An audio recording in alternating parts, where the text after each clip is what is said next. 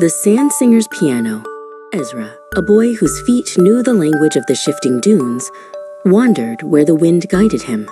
In the vast, quiet ocean of sand, the only sound was the sun's silent sizzle. But today, a new note floated on the breeze, a low, gentle hum that pulled him forward. He followed the strange music until he stopped, his breath caught in his throat.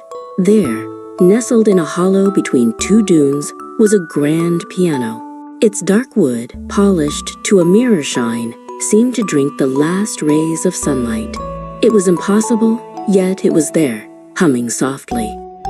With a trembling finger, Ezra reached out and touched a single ivory-white key.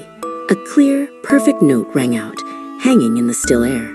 Where the sound wave touched the ground, a single, impossible green sprout pushed its way up through the sand.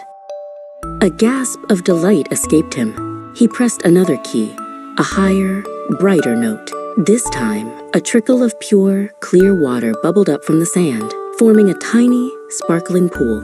Ezra laughed, a sound as precious as water in that thirsty land. Now, a melody poured from his fingertips, a joyful, tumbling tune that painted the desert with life. With every chord, patches of emerald moss and flowers of deep violet and fiery orange bloomed. A small river began to carve a gentle path through the sand. He played with more passion, a symphony of creation. A soaring arpeggio summoned a graceful gazelle, which bent its elegant neck to drink from his new river. A flurry of staccato notes brought a flock of shimmering turquoise birds that swooped and danced in the air above. But in his rush to create more, his hands slipped. He struck a terrible clashing chord, a sound of pure discord that ripped through the air. The beautiful music died. The world held its breath.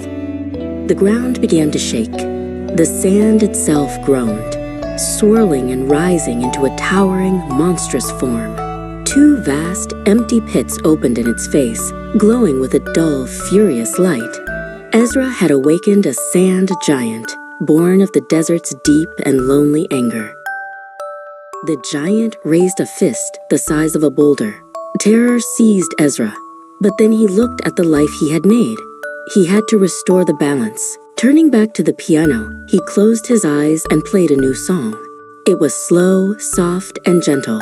A lullaby of quiet harmony meant not to create, but to calm.